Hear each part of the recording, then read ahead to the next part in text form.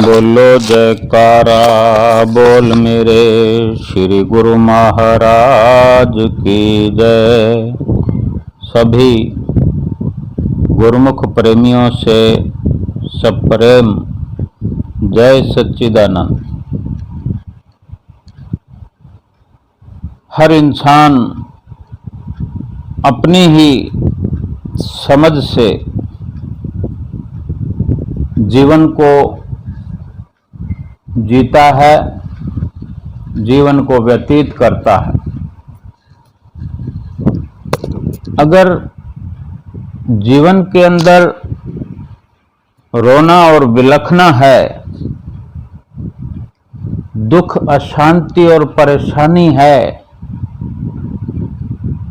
इतना तो हम भली भांति समझते ही हैं कि हमारा जीवन कैसे चल रहा है।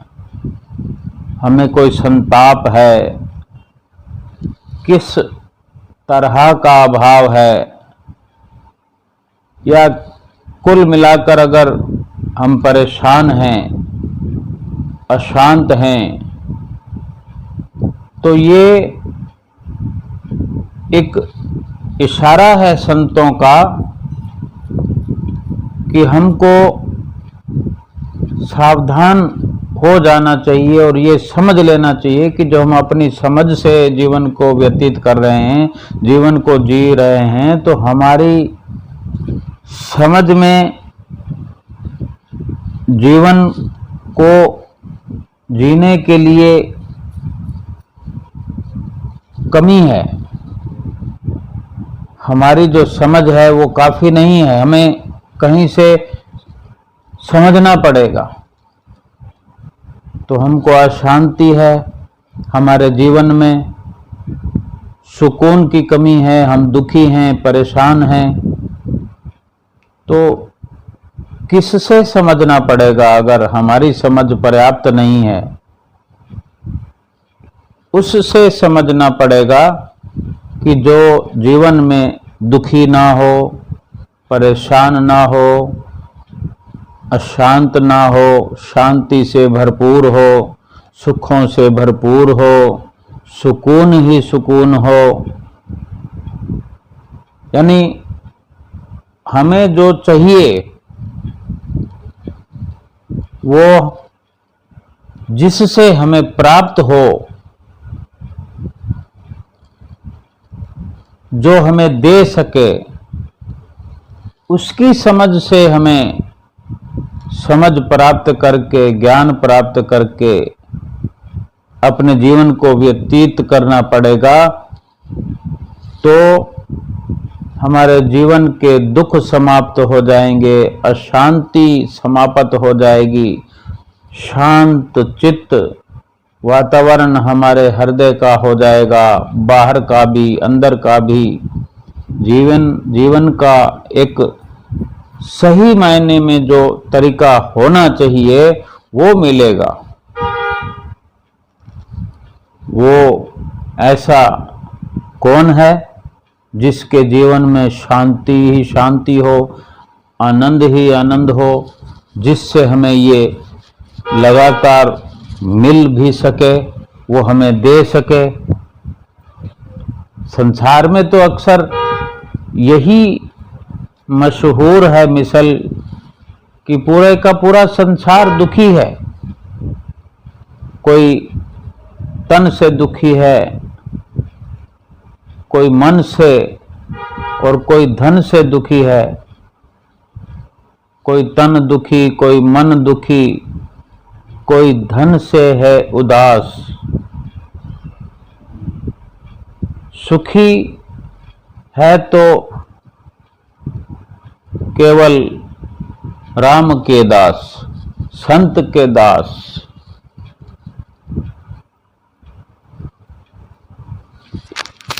जो राम के दास हैं, जो संतों महापुरुषों के दास हैं, सेवक हैं, यानी वो सुखी हैं। जहां से सुख उनको मिला वहां से हमको भी मिल सकता है, हम भी राम के दास मिल जाएंगे, बन जाएंगे।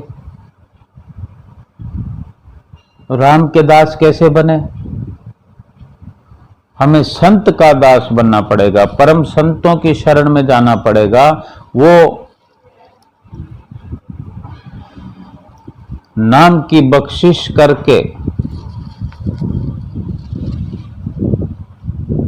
हमें जिस प्रकार से भी, जिस तरकीब से भी हमें समझाएं, जिस समझ को वो अपनाने के लिए हमें कहें, उसी संकेत मात्र से हमारे जीवन में, अमली जीवन में सुखों का अंबार लग जाएगा। चिंता, फिक्र, परेशानी समाप्त हो जाएगी, शांत चित्त हो जाएगा, जो कि वास्तव में हमारा अधिकार है। सच्चे सुख को प्राप्त करना हमारा अधिकार है, क्योंकि हम मनुष्य योनि में जी रहे हैं, मनुष्य योनि को प्राप्त करके आए हैं। तो सर्वप्रथम सच्चे सुख का अधिकार हम ही को है। सुख शांति का भंडार मनुष्य योनि के अंदर ही है। लेकिन इतनी मनुष्य योनि जो पूरे संसार में जीवन जी रही है, सब दुखी है। मनुष्य योनि में आकर के भी मनुष्यों जैसा व्यवहार नहीं, मनुष्य जीवन को प्राप्त करके भी प्रभु से प्यार नहीं, संतों से व्यवहार नहीं, और जिसके जीवन के अंदर श्री परमहंस अवतार नहीं, फिर सुख कहां से मिलेगा? संसार में क्या सुख की कोई दुकान थोड़ी है, कोई बिजनेस है सुख का, कोई फैक्ट्री लगी हुई है सुख की कि वहां से बहुत सारा, कोई थोड़ा कोई ज्यादा, जिसके पास जितना धन है या किसी वस्तु के बदले में सुख मिलता है, तो ऐसा कोई बिजनेस थोड़ी है।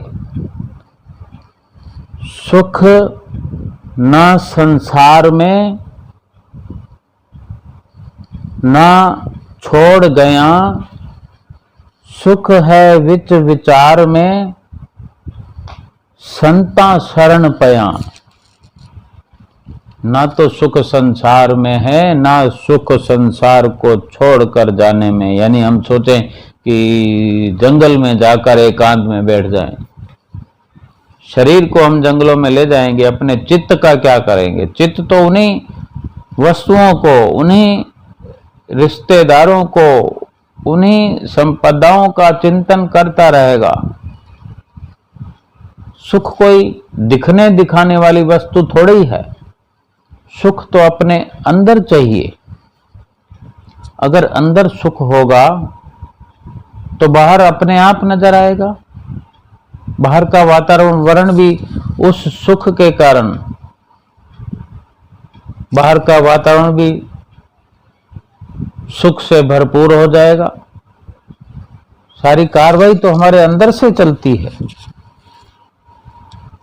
जिस तरह फिल्म चलती है, पर्दे पर जो नजर आता है वो पीछे से प्रोजेक्टर के द्वारा अंदर से उस जो एक झरोका लगा हुआ है वहां से एक रोशनी उस पर्दे पर पड़ती है और उस फिल्म के अंदर जो जो कुछ भी होता है वो सब कुछ नजर में आता है। और उधर से अगर जो उस फिल्म को चला रहा है, जिस मशीनरी से, प्रोजेक्टर से जो फिल्म निकल कर आ रही है, उसको अगर बंद कर दिया है, स्विच ऑफ कर दिया जाए, तो पर्दा तो कोरा है। तो ऐसे ही हमारे अंदर से जो मन रूपी प्रोजेक्टर है, उस मन रूपी प्रोजेक्टर से ये फिल्म चलती है। पहले चाहे हम ही ने वो सारी फिल्म की रील हमने बनाई है, फिर अपने हमारे अंदर है, फिर वही फिल्म हमारे बाहर इधर इर्द गिर्द सब घूमती रहती है, तो उसको देख देख के हम परेशान होते रहते हैं। हम अपने अंदर से सुधार करेंगे तो बाहर का वातावरण अपने आप सुधार हो जाएगा। और अंदर के वातावरण को सुधार करने के लिए भी बाहर के वातावरण की जरूरत है कि हम संतों महापुरुषों की शरण में जाएंगे, जहां पर सुख मिलता है, सुख नसीब होता है, हमारे नसीब बदलते हैं। और जब तक वो तरीका नहीं अपनाएंगे तो मनुष्य जीवन निरर्थक है, बेकार है। मनुष्य की योनि तो हमें सुखी होने के लिए प्राप्त की है, लेकिन तरीका नहीं है तो पूरा जीवन यूं ही व्यतीत हो जाएगा और कभी सुख का मुंह भी देखने को नहीं मिलेगा। हर पल दुखी अशांत रह कर इस संसार की मोह माया में दलदल में पच पच के एक दिन इस जीवन का सर्वनाश हो जाएगा और इतना दुख मिलेगा। फिर यहाँ पूरे संसार भर में भी पूरे जीवन में दुखी रहे और फिर इतना बड़ा दुख मिलेगा कि जितनी हम कल्पना नहीं कर सकते। कहने को हम कह देते हैं कि 84 लाख योनियां मिल जाएंगी, 2-4 शब्दों में ही हमने इसको पूरा कर दिया कि 84 लाख योनियां मिलेंगी। लेकिन 84 लाख योनियों को भोगने में कितना समय लगेगा हम जीवा से वर्णन नहीं कर सकते। और उसका जो दुख हमें जन्म दर जन्म भोगना पड़ेगा। एक जन्म का दुख हम नहीं भोग पाते इस मनुष्य योनि में। जब हम सब कुछ कर सकते हैं, दुखों का निवारण कर सकते हैं, तो भी हम भोग नहीं पाते। एक एक दिन का दुख, एक एक पल का दुख, एक महीने का, साल का, पूरे जीवन का, तो 84 लाख योनियों का दुख कैसे भोग पाएंगे। केवल संतों महापुरुषों के नजदीक जाकर अगर जीवन को समझ सको, महापुरुष तो फरमाते हैं हम जीवों के लिए कि अगर जीवन को समझ सको तो अब भी कुछ वक्त बचा है, अगर समझना चाहो तो समझ लो, नहीं तो फिर कहीं ये ना कहना पड़े रात गवाई सोए कर दिवस गवायो खाए, हीरा जन्मय मोल था कोड़ी बदले जाए। फिर ये ना कहना पड़े कि हमने तो रात को सोकर व्यतीत कर दिया, दिन को खा पी कर व्यतीत कर दिया, हीरे जैसा ये जो जन्म था इसको कौड़ियों पत्थरों के बदले में खर्च करके हम आ गए हैं मनुष्य योनि खत्म करके। फिर कर्मों का हिसाब किताब होगा। एक दृष्टांत है कि एक स्त्री जो कि शादी के 20 साल तक जिसको संतान न हुई, फिर कर्म संजोग से 20 साल के बाद उसे पुत्र के रूप में एक संतान हुई। और दुर्भाग्य देखो कि 20 दिन में ही उस पुत्र की मृत्यु हो गई। कितने दुख की बात है। ये मनुष्य जीवन का एक छोटा सा टुकड़ा है, छोटा सा। अगर कोई 100 साल 70-80 साल अगर इस जीवन को जीता है तो एक ये 20 साल तक तो कितना दुख प्राप्त किया उसने। और फिर 20 साल के बाद उस स्त्री को पुत्र हुआ और 20 दिन में वो मृत्यु को प्राप्त हुआ। तो ये थोड़े समय की बात है कि जो उसको सुख नजर आता था, जिस सुख के लिए तड़प थी, वो सुख मिला। लेकिन 20 दिन में ही, 20 दिन के बाद जब वो मृत्यु को प्राप्त हुआ तो वो मृत्यु का छोटा सा हिस्सा है। मृत्यु होने में कितनी देर लगती है और मृत्यु के बाद में फिर विलाप करने के लिए पूरा जीवन पड़ा है। और जीवन में कितने कितने दुख मिले होंगे। ये तो एक दुख की बात है। अपनी कोख से जन्म हुआ जिस पुत्र का असमय ही मृत्यु हो गई, तो वो स्त्री जो थी हद से ज्यादा रोते हुए मरे हुए बच्चे को उठाकर लेकर एक सिद्ध पुरुष, एक सिद्ध महात्मा के पास पहुंची और बिलख बिलख कर वहां एक ही बात की रट लगाती रही। रोती जी की महात्मा जी से बार बार विनती कर रही थी, हे गुरु जी, महात्मा जी, दया करो, मुझे भागन पर दया करो, मेरे बच्चे को बस एक बार जीवित कर दो ताकि मैं उसके मुंह से एक बार तो माँ का शब्द सुन सकूं, इतनी दया कर दो।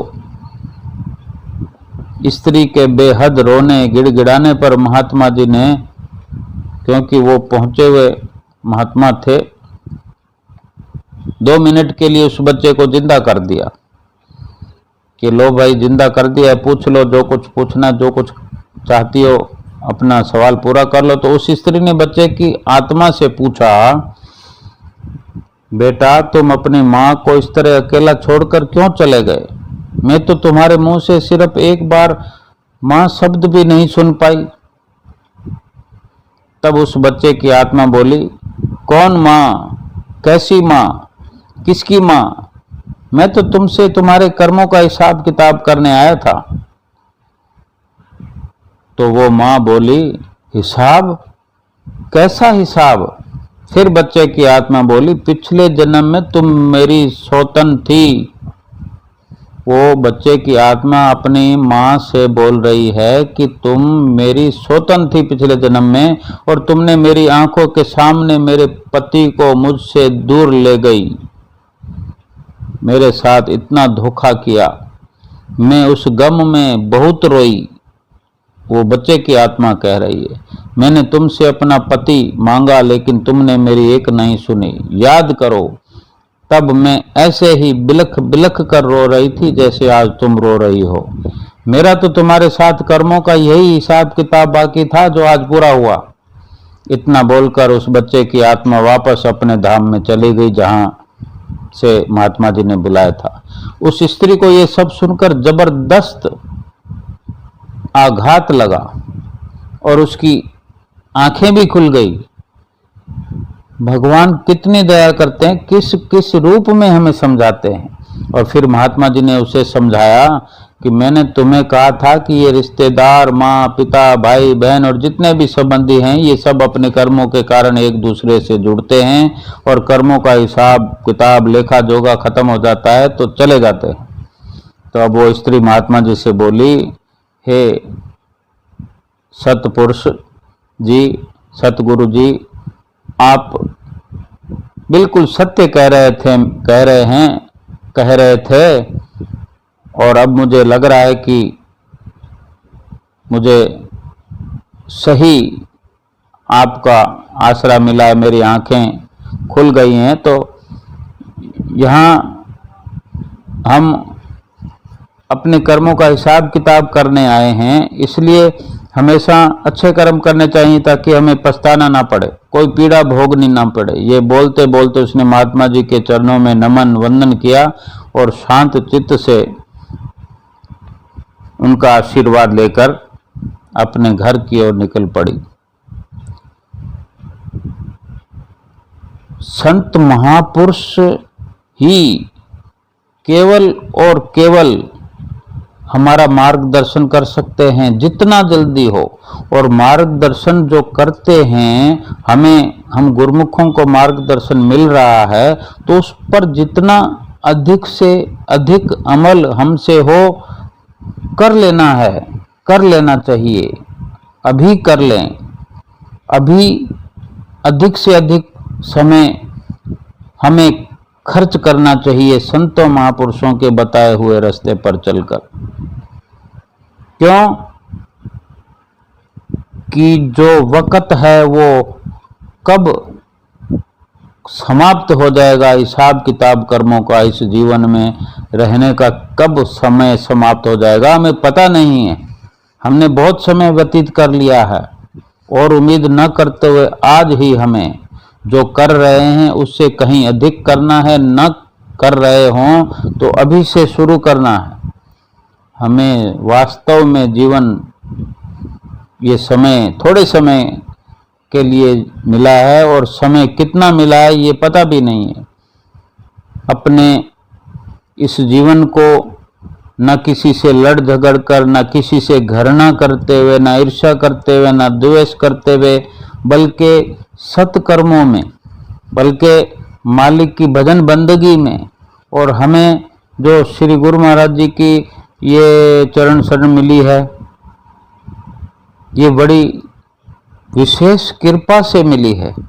इसका विशेष, इसको प्रसाद समझें प्रभु की तरफ से कि हमें जो इतना बड़ा उपहार मिला है, इस उपहार की बेकदरी न करें।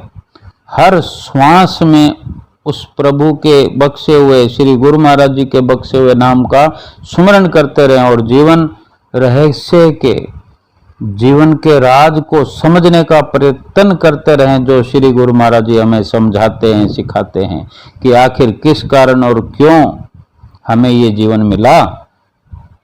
क्या केवल भोगते रहेंगे, हम दुख उठाते रहेंगे, दुख ही दुख प्राप्त करते रहेंगे? दुखों को सुख में बदल सकते हैं। दुख अपने श्री गुरु महाराज जी के चरणों में समर्पण करते हुए वहां से नाम की जो बख्शिश मिली है वो लेकर के अधिक से अधिक उनकी रहनुमाई में जीवन को व्यतीत करें। हमारे दुखों को श्री गुरु महाराज जी सुखों में बदल देंगे, और सुख भी कैसे कि हमेशा हमेशा के लिए सुखी बना देंगे। आखिर हमारा मनुष्य जीवन लेने का उद्देश्य भी तो यही है। अवश्य सोचना है, हमको सोच समझकर एक एक पल का हिसाब लगा करके कि कहीं हम 84 लाख योनियों में पहुंचने वाले कार्य तो नहीं कर रहे। कब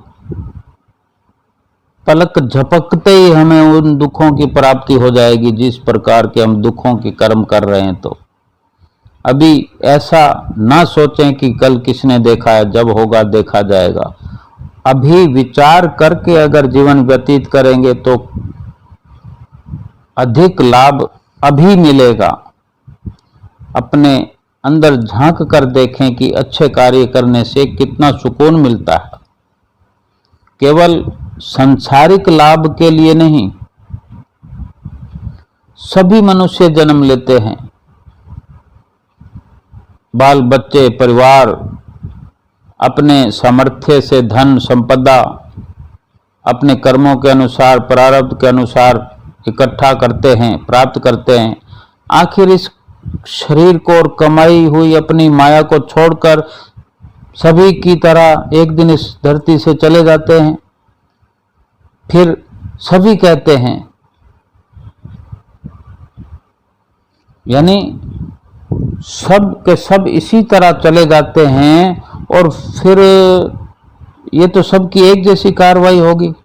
अगर हमने भी ऐसा ही किया, बाल बच्चे पाल पोस कर बड़े कर लिए, माया जोड़ ली, कोठियां बना ली, धन संपदा सब कुछ एकत्र कर लिया, और फिर दुनिया को छोड़ के चले गए, जो सा सबने किया हमने भी किया, तो हमने विशेष क्या किया जो हम सुख की मांग करते हैं, सुख चाहते हैं? फिर सुख चाहने वाला जो कार्य वो तो न किया। हटकर हमने ऐसा क्या किया संसार से? अगर हटकर करना है सोचो, क्योंकि एक दिन अपने कर्मों का हिसाब किताब तो फिर देना ही पड़ता है। उस वक्त हमारे दिल पर क्या बीतेगी जब पछताते हुए फिर यही कहना पड़ेगा जो हमें संत महापुरुष फरमाते हैं, रात गंवाई सोए कर, दिवस गंवायो खाए, हीरा जन्म अमोल था, कोड़ी बदले जाए। अभी पछतावा करने की बजाय रात को सोते हुए भी सुमरन करना है, दिन को खाते पीते हुए भी सिमरन करना है, और जब से अलग अलग जब जब समय मिले, समय निकाल निकाल कर अधिक अधिक सिमरन करते हुए अपने जीवन को व्यतीत करना है, और लोक परलोक सुहला करना है। बोलो जयकारा बोल मेरे श्री गुरु महाराज की जय।